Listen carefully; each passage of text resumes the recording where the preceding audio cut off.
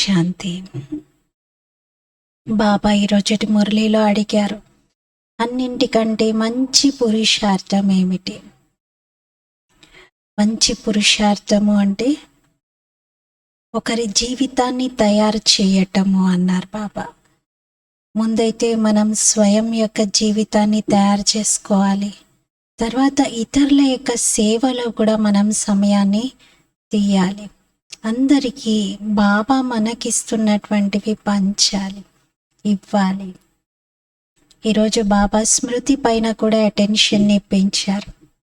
మీరు భోజనం చేస్తున్న సమయంలో పూర్తిగా బాబా స్మృతిలోనే ఉండి తింటున్నానా అని చెక్ చేసుకోవాలి. ఒక్కొక్క ముద్దలో బాబా గుర్తొస్తున్నారా? అన్ని కర్మలు చేస్తూ కూడా బాబా స్మృతి ఉంటుందా? ఇవి మనం పరిశీలించుకోవాలి. 2 दिसंबर मुरली। मीठे बच्चे, समय प्रति समय ज्ञान सागर के पास आओ। ज्ञान रत्नों का वक्कर भरकर फिर बाहर जाकर डिलीवरी करो। विचार सागर मंथन कर सेवा में लग जाओ। మధురమైన పిల్లలు, సమయానుసారంగా జ్ఞాన సాగరుని వద్దకు రండి. జ్ఞాన రత్నాల సరుకు నింపుకొని తర్వాత బయటికి వెళ్ళి దాన్ని డెలివరీ చేయండి, అందచేయండి.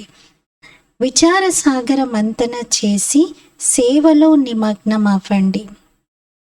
సమయానుసారంగా జ్ఞానసాగరుడు బాబా ఇస్తున్నటువంటి సరుకును నింపుకోవడానికి బాబా దగ్గరికి రావాలి.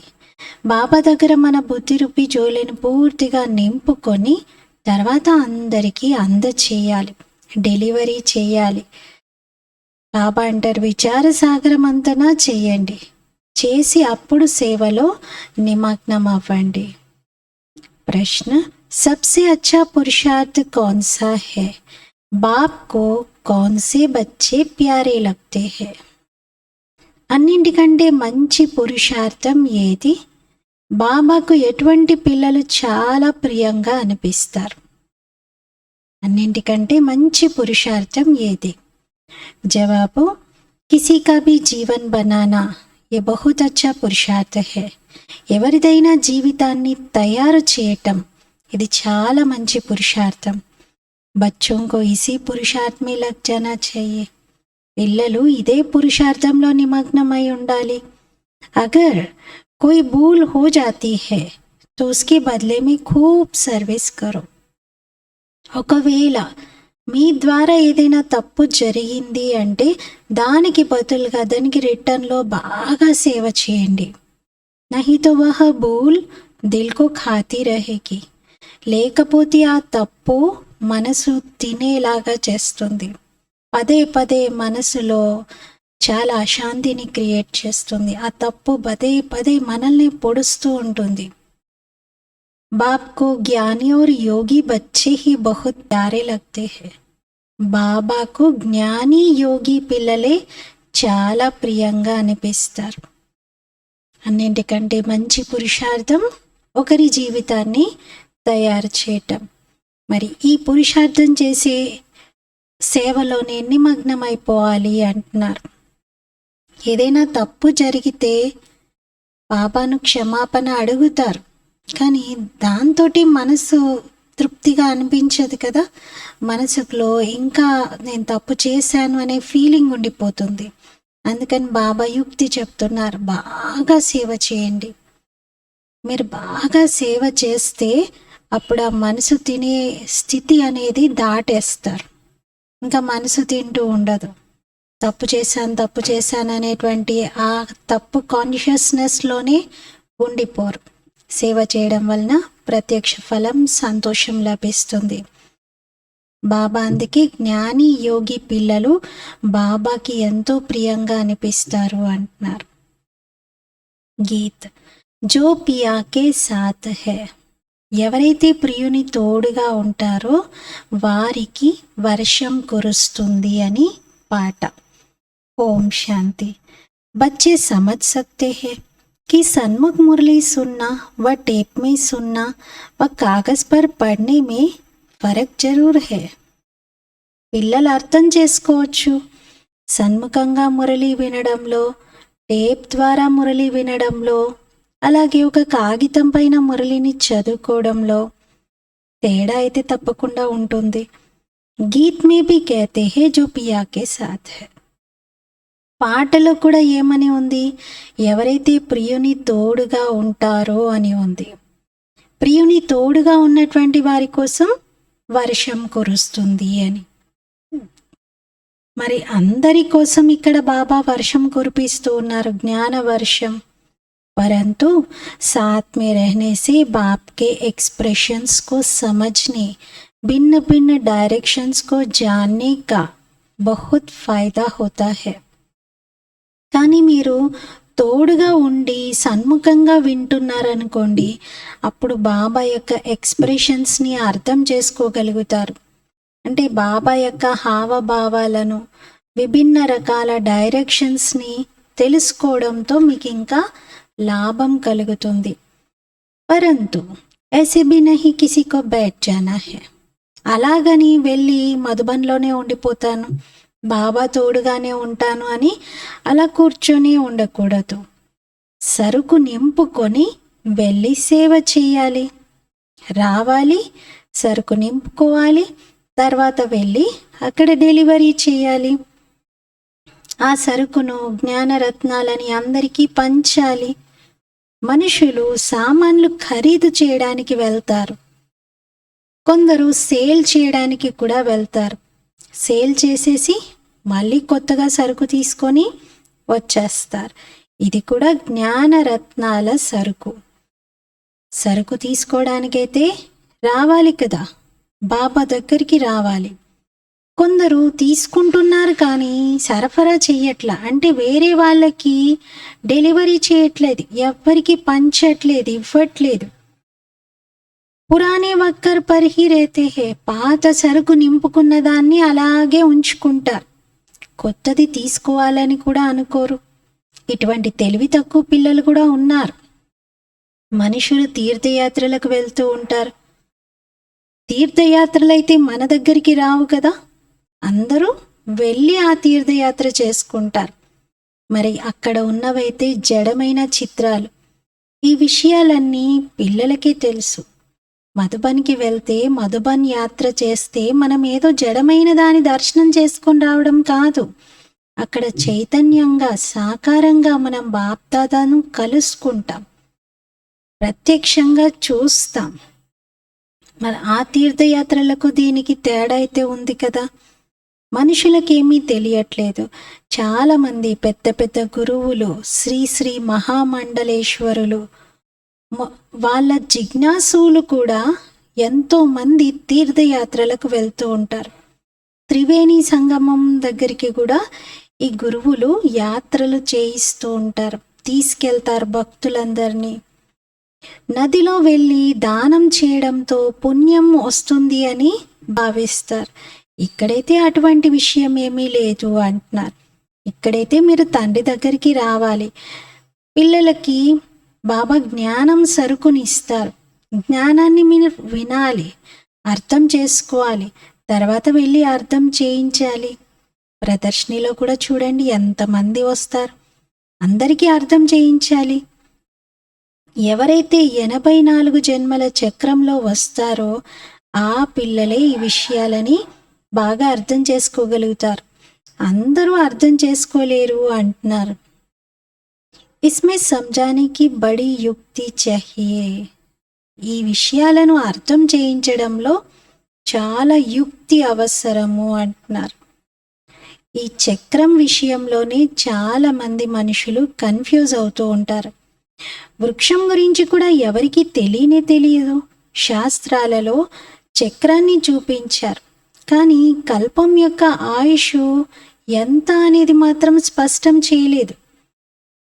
కల్పం యొక్క ఆయుష్ ఈ కాలచక్రం చిత్రం ద్వారానే మనం స్పష్టం చేయగలుగుతాము అంటున్నారు. చక్రం విషయంలోనే పెద్ద చిక్కు ఉంది. మనకైతే పూర్తి చక్రం గురించి తెలుసు, 84 జన్మలు తీసుకుంటాము అని. ఇక మిగతా ఇస్లామీలు, బౌద్ధీలు వీరంతా తర్వాత వచ్చిన వారు. हम कैसे उस चक्र से सतो रजो तमो में पास करते हैं, वह गोले में दिखाया हुआ है. మనం ఈ కాల చక్రంలో ఏ విధంగా సతో రజో తమో అన్ని స్టేజెస్ని దాటుతాము అనేది ఈ సృష్టి చక్రంలో చూపించారు. మిగతా ఎవరైతే వస్తారో వాళ్ళందరివి చూపించాలి అంటే అది ఎలా సాధ్యము? ఇక్కడైతే పూర్తి 84 జన్మలు తీసుకున్న వాళ్ళవే చూపించారు. మరి సతో రజో తమో అన్ని స్టేజెస్ అందరికీ ఉంటాయి. విరాట్ రూపాన్ని చూపిస్తారు కదా, సత్యుగం నుండి కలియుగం అంతిమం వరకు పూర్తిగా రౌండ్ తీసుకుంటారు. ఇలకగా బ్రాహ్మణులను చూపించారు. ముఖ భాగంలో సత్యుగంలోని దేవతలను చూపించారు. భుజ భాగంలో త్రేతాయుగంలోని క్షత్రియులను చూపించారు. మరి ఉదర భాగం అంటే పొట్ట భాగంలో ద్వాపరయుగంలోని వైశ్యులను, ఇక పాదాల వద్ద కలియుగంలో ఉన్న శూద్రులను. మీరు విరాట్ రూపం అయితే చూశారు కదా అంటున్నారు. ఇక అన్య ధర్మాల వారివి ఎలా చూపించగలుగుతాం? వాళ్ళైతే మొదటి నుండి వాళ్ళు వచ్చిందే ఆలస్యంగా వచ్చారు. మిగతా ధర్మాల వారు మొత్తం చక్రంలోని దశలతో పోలిస్తే వాళ్ళవి చెప్పడము భిన్నంగా ఉంటుంది. ఎందుకంటే వాళ్ళ ధర్మము ద్వాపరయుగంలో రజో ప్రధాన స్థితిలో వచ్చిన కొద్ది సమయము, కొద్ది కాలం వరకు ఫస్ట్ సతో ప్రధానంగా ఉంటుంది. తర్వాత సతో రజో తమో స్టేజెస్ వస్తాయి. ఇవన్నీ రుజువు చెయ్యాలి. అప్పుడే అర్థమవుతుంది ఎవరు నిర్వాణానికి వెళ్ళలేదు, వారి ధర్మపితతో సహా అందరూ సతో రజో తమో అన్ని స్టేజెస్ని క్రాస్ చేస్తున్నారు అని. వారందరూ కూడా చక్రంలోకి రావాల్సిందే. ప్రతి ఒక్కరూ ఈ స్టేజెస్ దాటుతారు. ఇబ్రాహీం, బుద్ధుడు, క్రైస్ట్ వీళ్ళంతా కూడా మనుష్యులే. రాత్రి బాబాకు ఆలోచన కలిగింది. ఆలోచన వచ్చేసి ఇంకా నిద్ర కూడా ఎగిరిపోయింది. నిద్ర పట్టదు ఇంకా ఒక్కొక్కసారి. అర్థం చేయించడంలో చాలా మంచి యుక్తి కావాలి. వారిది కూడా విరాట్ రూపము తయారు చేయవలసి వస్తుంది అంటున్నారు. వారిది కూడా పాదాల వద్ద అంటే వాళ్ళదైతే పాదాల నుండి వెనక్కి రావాలి అంటున్నారు. రాతపూర్వకంగా ఉన్నా చాలు అంటున్నారు. పిల్లలు అర్థం చేయించాలి. క్రైస్ట్ ఎప్పుడైతే వస్తారో అప్పుడు వారు కూడా సతో సమాన, రజో ప్రధాన, తమో ప్రధాన అన్ని స్టేజెస్ని పాస్ చేయాల్సి వస్తుంది అని. సత్యుగంలో అయితే వాళ్ళు రారు, రావడమే ఆలస్యంగా వస్తారు అంటారు. క్రైస్ట్ హెవెన్లో రాడు అని. ఎందుకంటే క్రీస్తు పూర్వం 3000 సంవత్సరాల క్రితం హెవెన్ ఉండేది అని చెప్తారు. ఇదంతా తయారవుతున్నటువంటి ఆట. మీకు తెలుసు కదా, క్రైస్ట్ కన్నా ముందు కూడా ధర్మం ఉండేది. మరి ఆ ధర్మం కూడా మళ్ళీ రిపీట్ అవుతుంది. డ్రామా రహస్యాలు అర్థం చేసుకోవాలి. మొట్టమొదటైతే ఎవరికైనా బాబా పరిచయం ఇవ్వాలి. బాబా ఎలా 1 సెకండ్లో వారసత్వాన్ని ఇస్తూ ఉన్నారు ఇది చెప్పాలి. 1 సెకండ్లో జీవనముక్తి అనే గాయనం ఉంది కదా, చూడండి బాబాకి ఎన్ని ఆలోచనలు వస్తూ ఉంటాయి. బాబా పాత్రని విచార సాగరమంతన చేసే పాత్ర. గాడ్ ఫాదర్లీ బర్త్ రైట్ ఇది. నవ్ ఆర్ నెవర్ ఈ పదాలు రాసి ఉండాలి అంటున్నారు. ఇప్పుడు లేకపోతే ఇంకెప్పుడూ లేదు. జీవనముక్తి అక్షరం తప్పనిసరిగా రాయాలి. క్లియర్గా రాసి ఉంటే అర్థం చేయించడం చాలా సహజమవుతుంది. జీవన్ముక్తి యొక్క వారసత్వం లభించింది. మరి జీవన్ముక్తి యొక్క రాజా, రాణి, ప్రజ అందరూ ఉంటారు కదా, ఇదంతా రాయాలి, సరిగ్గా రాయాలి అంటున్నారు. చిత్రాలు లేకుండా కూడా అర్థం చేయించవచ్చు. కేవలం సైగ చేసి కూడా మీరు అర్థం చేయించవచ్చు. వీరు బాబా, వీరి ద్వారా వారసత్వం లభిస్తుంది. మరి ఎవరైతే యోగయుక్తంగా ఉంటారో వారైతే మంచి రీతిగా ఇతరులకు అర్థం చేయించగలుగుతారు. మొత్తం ఆధారం అంతా యోగం పైనే ఉంది. యోగంతో బుద్ధి పవిత్రంగా అవుతుంది. అప్పుడే ధారణ జరుగుతుంది. ఇందులో ఆత్మాభిమాని స్థితి కావాలి. అన్నీ మర్చిపోవాల్సి వస్తుంది. శరీరాన్ని కూడా మర్చిపోవాలి. బస్ ఇప్పుడు మేము తిరిగి ఇంటికి వెళ్ళాలి. ఈ ప్రపంచమంతా సమాప్తమయ్యేదే ఉంది. ఈ బాబా కొరకైతే అన్నీ సహజం. ఎందుకంటే వీరి వ్యాపారం ఇదే, ఇంకా రోజంతా ఇదే వ్యాపారం. బుద్ధిలో ఇవే విషయాలుంటాయి. ఇంకా రోజంతా ఏంటి, బాబా రాత్రి కూడా నిద్ర పట్టదు, ఇవే ఆలోచనలు వస్తూ ఉంటాయని చెప్తున్నారు కదా. రాత్రింబవళ్ళు బాబా ఇవే విషయాల విచార సాగరమంతం చేస్తారు.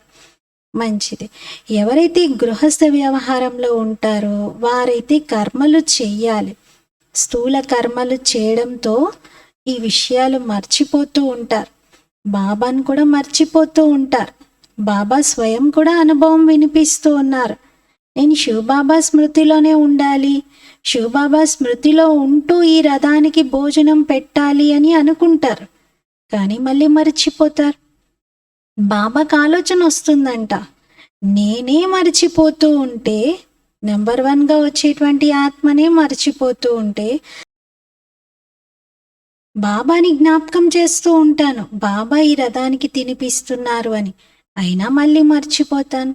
బాబాకు ఆలోచన వస్తుందంట, మరి నేనే మర్చిపోతూ ఉన్నప్పుడు పాపం ఈ పిల్లలందరికీ ఇంకెంత కష్టమవుతూ ఉంటుందో అని. చార్ట్ని పెంచుకోవడం ఎలా అని బాబా ఆలోచిస్తూ ఉంటారు. ఇస్ చార్ట్ కో బడా कैसे सकते होंगे? ప్రవృత్తి మార్గ వాలోं के लिए मुश्किल है. ప్రవృత్తి మార్గంలో ఉండే వారి కోసమైతే ఇంకా కష్టమే. వారైతే కొంచెం శ్రమ చెయ్యవలసి వస్తుంది. బాబా అర్థం చేయిస్తారు అందరికీ. ఎవరు పురుషార్థం చేస్తే వారు రిజల్ట్ రాసి బాబాకు పంపిస్తారు. బాబాకు తెలుసు నిజంగా డిఫికల్టే, ఈ విషయంలో కష్టమే ఉంది అని. బాబా చెప్తారు కూడా, రాత్రి వేళ మీరు అమృత వేళ మేల్కొని శ్రమ చెయ్యండి అని.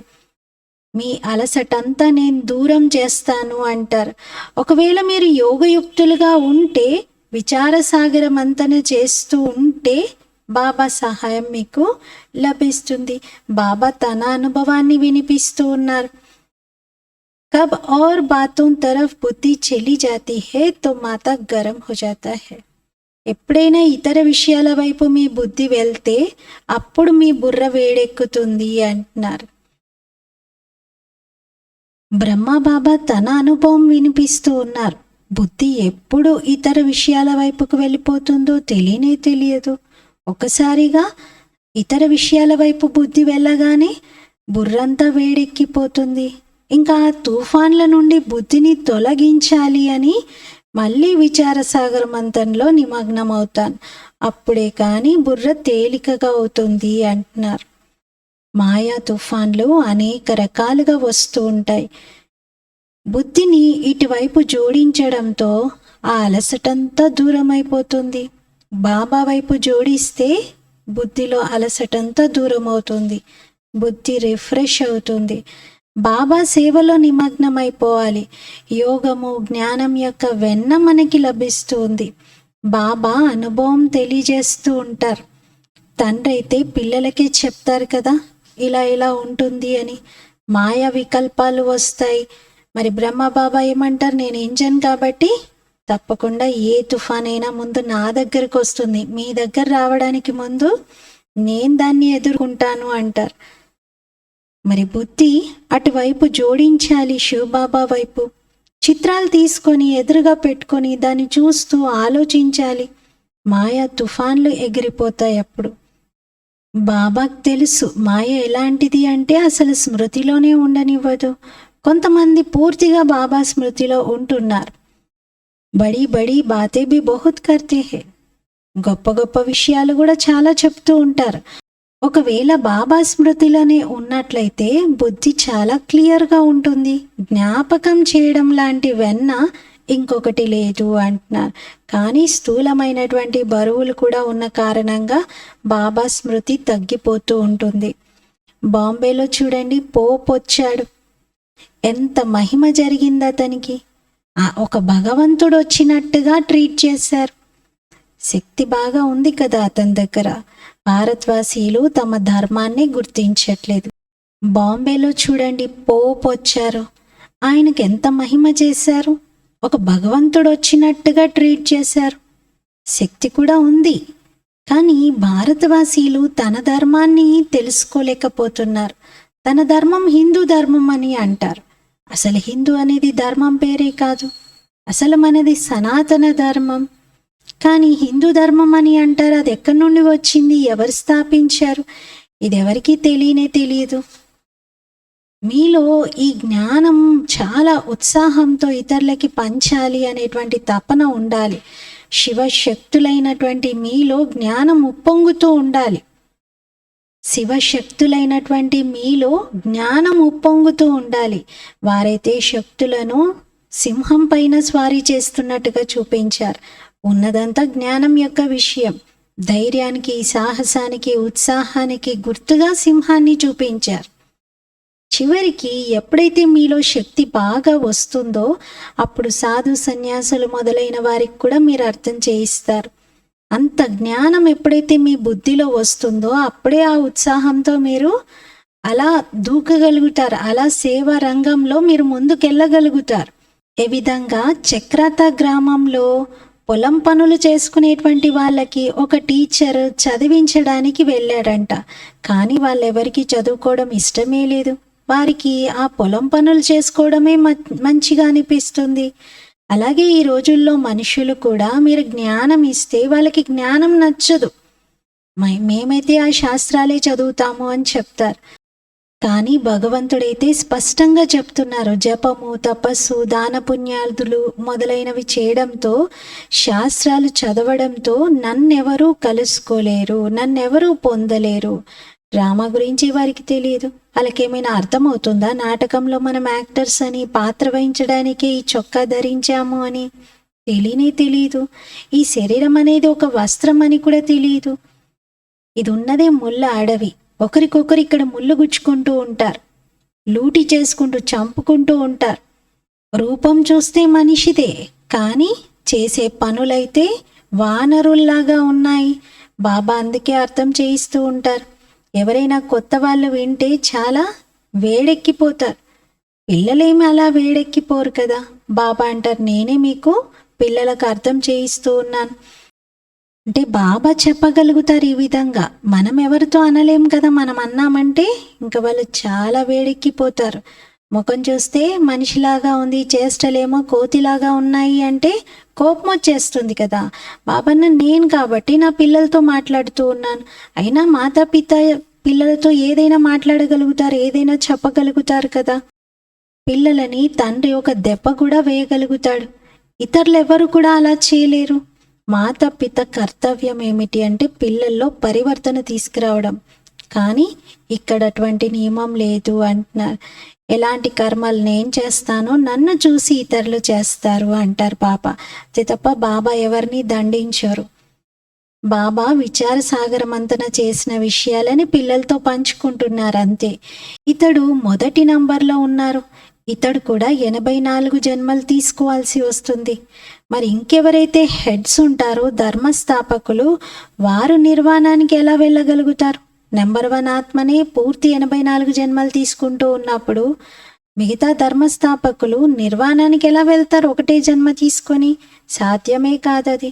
వాళ్ళు కూడా సతు రజో తమో స్థితిలోకి రావాల్సి వస్తుంది. మొదటి నంబర్లో ఉన్నది లక్ష్మీనారాయణులు. వాళ్ళు విశ్వానికి యజమానిగా అవుతారు. వారు కూడా 84 జన్మలు తీసుకోవాల్సిందే. మనుష్య సృష్టిలో ఎవరైతే హైయెస్ట్ న్యూ మ్యాన్గా ఉంటారో వారికి తన తోడుగా న్యూ విమెన్ కూడా కావాలి. లేకపోతే విమెన్ లేకుండా జన్మను ఎలా ఇవ్వగలుగుతారు? సత్యుగంలో అయితే న్యూ మ్యాన్ ఉంటారు లక్ష్మీనారాయణులు. ఓల్డ్ నుండి న్యూగా అవుతారు. వీరిది ఆల్రౌండ్ పాత్ర. మిగతా అందరూ సతో రజో తమోల్లోకి వస్తారు. ఓల్డ్గా అవుతారు, మళ్ళీ ఓల్డ్ నుండి న్యూ అవుతారు. ఏ విధంగా క్రైస్ట్ మొదట న్యూగా కొత్తగా వచ్చారు, ఆ తర్వాత ఓల్డ్ అయిపోయారు, మళ్ళీ న్యూగా మళ్ళీ తన పాత్ర సమయానికి వచ్చేస్తారు. ఇవి బాగా అర్థం చేసుకునే విషయాలు. ఇందులో యోగం బాగా ఉండాలి. పూర్తి సరెండర్గా ఉండడం కూడా అవసరమే. అప్పుడే పూర్తి వారసత్వానికి హక్కుదారులుగా అవుతారు. సరెండర్ అయినట్లయితే బాబా డైరెక్షన్స్ కూడా ఇస్తారు. పిల్లలు ఇలా ఇలా చేయండి అని. కొందరు సరెండర్ అయినప్పటికీ బాబా ఏమంటారంటే పిల్లలు వ్యవహారంలో కూడా ఉండండి, అంటే ఏదైనా ఉద్యోగం చేయండి. అప్పుడే బుద్ధికి అన్ని విషయాలు తెలుస్తాయి. వ్యవహారంలో ఉంటూ జ్ఞానాన్ని తీసుకోండి, పాస్ అయ్యి చూపించండి అంటారు. కానీ గృహస్థంలోకి వెళ్ళకూడదు. బ్రహ్మచారిగా ఉండడం చాలా మంచిది కదా. బాబా ప్రతి ఒక్కరి లెక్కను చూసి వాళ్ళతో చెప్తారు. మమ్మా బాబా యొక్క పాలన తీసుకుంటున్నారు అంటే మరి దాని అప్పు కూడా తీర్చుకోవాలి. అంటే ఇంత పాలనకు రిటర్న్ కూడా ఇవ్వాలి. అప్పుడే మీకు బలం లభిస్తుంది. లేకపోతే బాబా ఏమంటారంటే, నేను ఇంత శ్రమ చేసి మీకు పాలన ఇచ్చాను, కానీ మీరేమో నా చెయ్యే వదిలిపెట్టేశారు. ప్రతి ఒక్కరి నాడిని చూడవలసి వస్తుంది. ప్రతి ఒక్కరి నాడిని చూసి బాబా డైరెక్షన్ని ఇస్తూ ఉంటారు. సపోజ్ ఇతని ద్వారా ఏదైనా పొరపాటు జరుగుతుంది, అప్పుడు బాబా అంటే శివ్ బాబా ఆ పొరపాటును కూడా సరిదిద్దుతారు. ఇది కూడా అడుగడుగులో మీరు శ్రీమతం పైన నడవాలి. అందుకే బాబా ఈ బ్రహ్మ ద్వారా ఏ డైరెక్షన్ లభించినా మీరు దానిపైన నడుచుకోండి. ఒకవేళ పొరపాటు ఏమైనా జరిగినా నేనున్నాను కదా, నేను చూసుకుంటాను, నేను తప్పును కూడా మార్చేస్తాను అంటారు. ఎప్పుడైనా నష్టం జరిగినా డ్రామా అని భావించాలి. ఇక ముందు కోసం ఆ విధంగా చెయ్యను అని జాగ్రత్త పడాలి. తప్పులైతే మనసును బాగా తినేలాగా చేస్తూ ఉంటాయి కదా. తప్పు జరిగింది సరే, ఇంకా ఊరికే పశ్చాత్తాపం చెందుతూ కుమిలిపోతూ ఉండే బదులుగా దాన్ని మరిచిపోయేలాగా బాగా సేవ చేయండి అంటున్నారు. చాలా ఎక్కువ సేవ చెయ్యాలి, పురుషార్థం బాగా చెయ్యాలి. ఇతరుల జీవితాన్ని తయారు చేయటం ఇది పురుషార్థం కదా. బాబా అంటారు, నాకు యోగి జ్ఞాని పిల్లలు చాలా ప్రియము. యోగంలో ఉంటూ భోజనం తయారు చేసి తినిపించాలి, అప్పుడు మీ ఉన్నతి జరుగుతుంది. ఇది శివబాబా బండారము. మరి శివబాబా పిల్లలు తప్పనిసరిగా ఇలా యోగయుక్తంగా ఉండాలి కదా. నెమ్మది నెమ్మదిగా పిల్లల స్థితి ఉన్నతంగా తయారవుతూ ఉంది. టైం అయితే పడుతుంది. ప్రతి ఒక్కరి కర్మ బంధనాలు వేరువేరుగా ఉన్నాయి. కన్యలపైన ఎటువంటి బరువులు ఉండవు, కాకపోతే పిల్లలపైన ఉంటాయి. పిల్లలు ఎప్పుడైతే పెద్దవాళ్ళు అవుతారో అప్పుడు తమ తల్లి తండ్రి బాధ్యత ఉంటుంది కదా. ఎందుకంటే తండ్రి అంత పెద్దవాడిగా చేశాడు, పాలనని ఇచ్చారు అంటే ఆ తల్లి తండ్రి రుణం తీర్చుకోవాలి కదా. వారికి కూడా పాలనని ఇవ్వాల్సి వస్తుంది. లెక్క ఖాతా పూర్తి చేసుకోవాలి, అప్పుడే వారి హృదయం సంతోషపడుతుంది.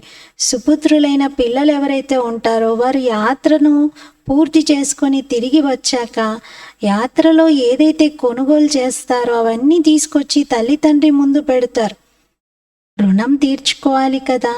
చాలా అర్థం చేసుకోవాల్సిన విషయాలు ఇవి.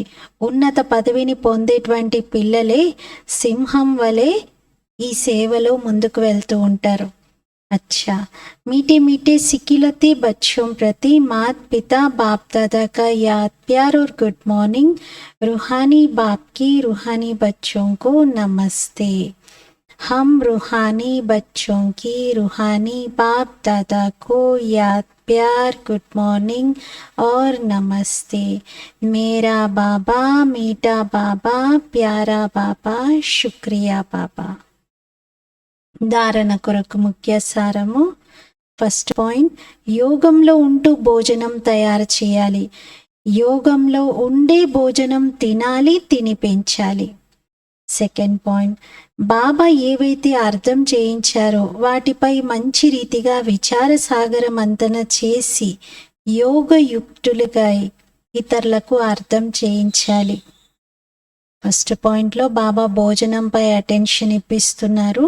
స్మృతిలో ఉంటూ భోజనం చేయించాలి. సెకండ్ పాయింట్లో విచార సాగర మంతన చేయండి, యోగయుక్తులుగా కండి అంటున్నారు. वरदान, स्व परिवर्तन और विश्व परिवर्तन की जिम्मेदारी के ताजदारी सो विश्व राज्य के ताजदारी आत्मा भव. స్వపరివర్తన మరియు విశ్వ పరివర్తన యొక్క బాధ్యత కిరీటదారి నుండి విశ్వరాజ్య కిరీటదారి భవ. వివరణ, ఈ విధంగా బాబా పైన ప్రాప్తి పైన ప్రతి ఒక్కరూ తనకి అధికారం ఉంది అని భావిస్తారు. అలాగే స్వపరివర్తన మరియు విశ్వ పరివర్తన ఈ రెండు బాధ్యతల కిరీటదారిగా కండి, అప్పుడు విశ్వరాజ్యం యొక్క కిరీటదారిగా అవుతారు. వర్తమాన సమయమే భవిష్యత్తుకు ఆధారం. మరి చెక్ చేసుకోండి, జ్ఞానం అనే దర్పణంలో చూసుకోండి. బ్రాహ్మణ జీవితంలో పవిత్రత యొక్క, చదువు మరియు సేవ యొక్క డబల్ కిరీటము నేను ధరించానా? ఒకవేళ ఇక్కడే కిరీటము సగం సగం ధరిస్తూ ఉంటే అక్కడైతే ఇంకా కిరీటం మనకు దూరం అవుతుంది కదా. ఇక్కడ మనం సదా కిరీటధారిగా ఉంటేనే భవిష్యత్తులో విశ్వరాజ్యం యొక్క కిరీటధారిగా కాగలుగుతాం. ఇక్కడ సగం సగమే కిరీటధారిగా అవుతే అక్కడైతే ఇక కిరీటం అధికారం వదిలేసుకున్నట్టే అవుతుంది. స్లోగన్: సదా బాప్దాదా యొక్క ఛత్రఛాయ లోపల ఉండండి, అప్పుడు విఘ్న వినాశకులుగా అవుతారు. బాబా ఛత్రఛాయ లోపల ఉంటే విఘ్న వినాశకులుగా అవుతాం.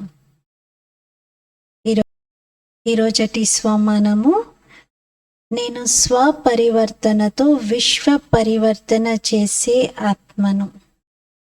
నేను స్వపరివర్తనతో విశ్వ పరివర్తన చేసే ఆత్మను. ఓం శాంతి.